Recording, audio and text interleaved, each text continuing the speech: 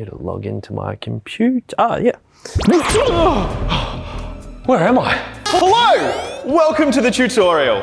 It looks like you're trying to open your laptop. Yeah, I just want to do some work. You can open your laptop by pressing A. Bye-bye. That was weird. Oh, not here again. Hello! Welcome to the tutorial. I can see that you've mastered opening your laptop, but now it's time to turn it on. You can turn it on by pressing A. Do I really need a tutorial for this? Or? Bye-bye. Oh, Harry, is that your laptop? Yeah, I mean, no. Oh, where are we? It's a tutorial level. Hello! Welcome to the tutorial. I see you've mastered... Hang on a second, there's two of you. How is there two of you? How do I do a tutorial for two people? No, I don't belong here. Oh no. Hello, welcome to the tutorial. I can see you're trying to do a tutorial for two people. But you're a tutorial. How do I do a tutorial for a tutorial? Oh no. Oh no! Hello, welcome to the tutorial. It's a long tutorial. Yikes. Well, I guess we live here now. Yeah.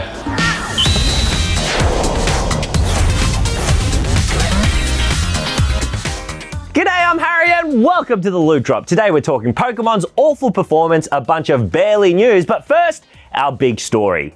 Video game movies should do new stuff. Or should they? Jeff Keighley's The Game Awards' Jeff Keighley has a new award category, Best Adaptation, and I've already ripped on the Uncharted movie being nominated a bit, but it did make me wonder. What even makes a good video game adaptation? According to the Game Awards' Jeff Keighley, it needs to be an outstanding creative work that faithfully and authentically adapts a video game. But does a video game adaptation need to be faithful? If that's true, then they should retroactively give an award to the Australian-directed Assassin's Creed adaptation starring Michael Fassbender, because that was super faithful to the games, and it sucked. It was a boring, forgettable smear across the camera lens, and the only thing that stood out was Michael Fassbender. And even then, I was like, he's Magneto. I reckon the best adaptations are the ones that build on a game's world authentically. Like, we all agree that the Sonic movies are incredible. They made Sonic a super likable character with actual personality aside from being quick. The same with Arcane. It gave us a compelling backstory to League of Legends characters that we already know and love and looked beautiful. And most importantly, it presented us with new information about a game and built upon pre-existing characters, settings, and plots. It's hard to be faithful and authentic to source material and also good.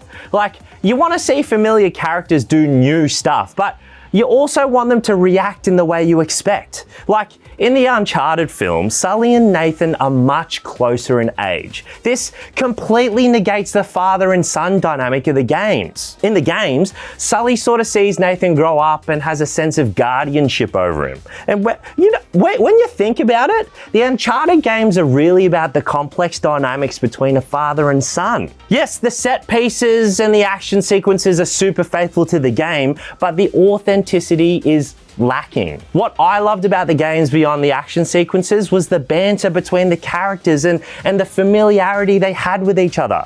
You can tell from the very first Uncharted game that Sully and Nathan have known each other for a while, and the Uncharted film just doesn't really capture that. When I sit down to a movie of my favorite game, I want there to be new stories, new interpretations, but see those characters reflected authentically from the source material. Give me Nolan North as Nathan Drake doing something new over Tom Holland climbing up a cliff any day. Pokemon Scarlet and Violet are out and it's got so many bugs that it's probably weak to flying type moves. There. The bugs range from game-breaking to disturbingly hilarious, like connecting two controllers making your character run at double speed, NPCs walking through the middle of Pokemon battles, and players and Pokemon getting in places they're not meant to. Also, the NPC idle animations, they're a bit off.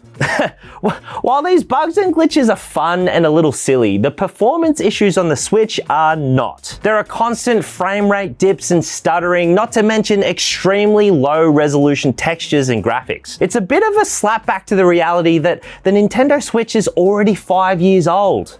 I really hope Nintendo is working on the long-rumored Switch Pro, because I'll be disappointed if Tears of the Kingdom has the same issues that these Pokémons have. But I wonder if it even is a spec issue. Developers are so clever these days that they can usually get a game to run well on the Switch. Take the Persona 5 Royal Switch port, for example. Apparently, that game runs like a dream. I mean, it's not going to have the graphical fidelity that the original versions have, but you're trading that up for portability. And from what I've seen, Persona fans are very happy with this port. Also, I don't want to get into the specs of consoles and whatever, because first of all, I don't really know what any of the specs actually mean and how that translates into a gaming experience. And second of all, Nintendo had never really been about chasing that next frontier of hardware specs. So, what is the issue with the new Pokemon? I reckon that maybe it's because Sword and Shield came out on the Switch in 2019, and then Brilliant Diamond and Shining Pearl in 2021, and then in January this year, Pokemon Legends Arceus. And then 10 months later, we've got Scarlet and Violet. That's a lot of games to come out in a crazy short amount of time. Now, where to from here? Will there be a patch that addresses the performance issues? Well, Arceus had some frame rate issues that still haven't been patched, so I guess we'll have to wait and see. And if you're thinking about asking Santa for Scarlet and Violet for Chrissy this year, maybe go for Mario and Rabbids instead. Now, are you playing the new Pokemon right now? If you are, let me know in the comments what you think about it. Now it's my favorite segment where we get to talk about stories that are too small to elaborate on but too big to ignore. It's barely news. Millions of Chinese players might soon lose access to big Blizz Activision games such as WoW, Hearthstone and Overwatch 2 by 24th of January 2023 due to a license expiration between China's NetEase and Blizz Activision. There's barely a player base in China. COD Warzone 2.0 has launched and has already hit their 25 million player milestone. It's about it. President of Sony Honda Mobility, Izumi Kawanishi, says it's possible to integrate the PS5 into their future electric cars. Why? Why? But who wants that? It's barely news. Bayonetta chief game designer Hideki Kamiya casually announced Bayonetta 4 in a tweet the other day. This is translated from Japanese, but his tweet said something along the lines of, "It seems that the ending of Bayonetta 3 wasn't conveyed correctly to everyone, so I think Bayonetta 4 will be an unexpected development." He just straight up just dropped it in a tweet. Oh, Harry, this is for you. It's for you. Oh, cool. Thanks. Oh, it's barely news. Next year's Grammy Awards will include the first ever Grammy for video game music, and the nominations are Aliens Fireteam Elite, Assassin's Creed Valhalla Dawn of Ragnarok, Call of Duty Vanguard, Marvel's Guardians of the Galaxy, and Old World. It's called me. Early news. That's the Loot Drop. Coming out this week is Warhammer 40k Darktide on Xbox and PC, River City Girls 2 on PlayStation, Xbox, PC and Switch, and Marvel's Midnight Suns on PlayStation, Xbox, PC and Switch. Hey, I want to say a big thank you to everyone who joined the stream last week. I had heaps of fun, and Jump King, still very hard. Also, not long till Game of the Year awards, and I want you to let us know what you think deserves the Game of the Year title for 2022. Write it in the comments. And I've got to go. Bye. Why are you on the floor? Can you see that though? Did you see me go down? Yeah, we saw you. We saw you. Can you see me? Yeah, we saw you. You can edit that in post, right? Edit what in post? It's a green chair. It's a green chair. You can edit someone out because it's a green chair. Ah.